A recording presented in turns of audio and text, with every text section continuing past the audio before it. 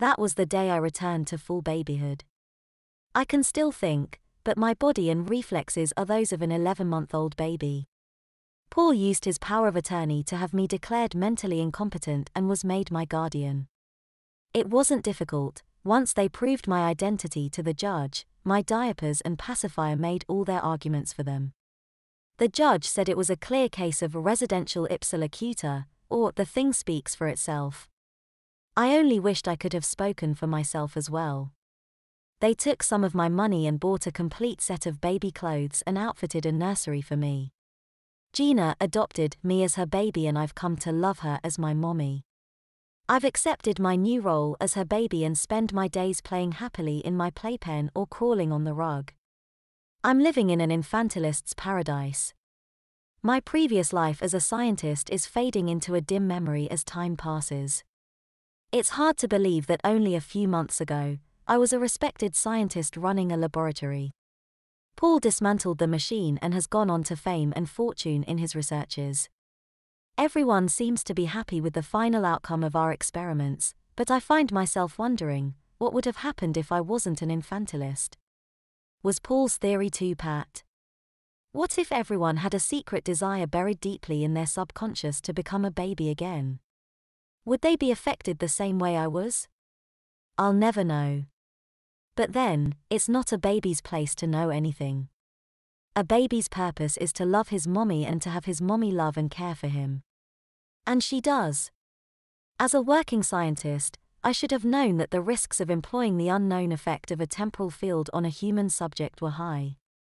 My wife is a researcher who had spent the last 10 years perfecting a device that altered local entropic states. It changed the direction of the arrow of time within the field's area.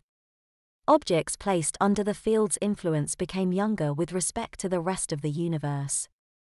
When we conducted tests with living animals, however, the results were not what we expected them to be.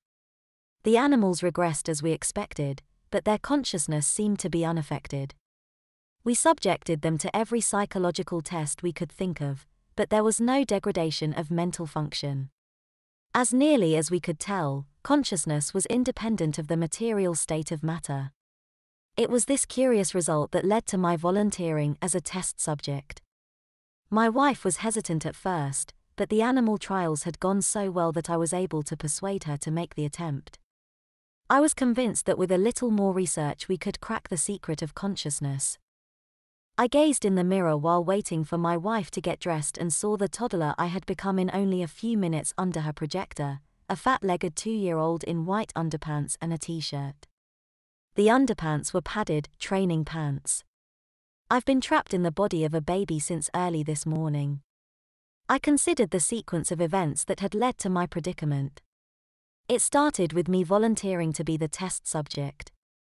My lust for knowledge had caused us to make a terrible mistake. There seemed to be some sort of limit to the reversibility of the effect we hadn't encountered with the lab animals. My wife thought it had to do with the magnitude of the change that was induced. The lifespans of lab animals being so short, we were only able to regress them a few years. It simply never occurred to us that a time change of over 20 years might be dangerous. She'd had such success with animals that my confidence level had been high, and neither one of us had anticipated any problems.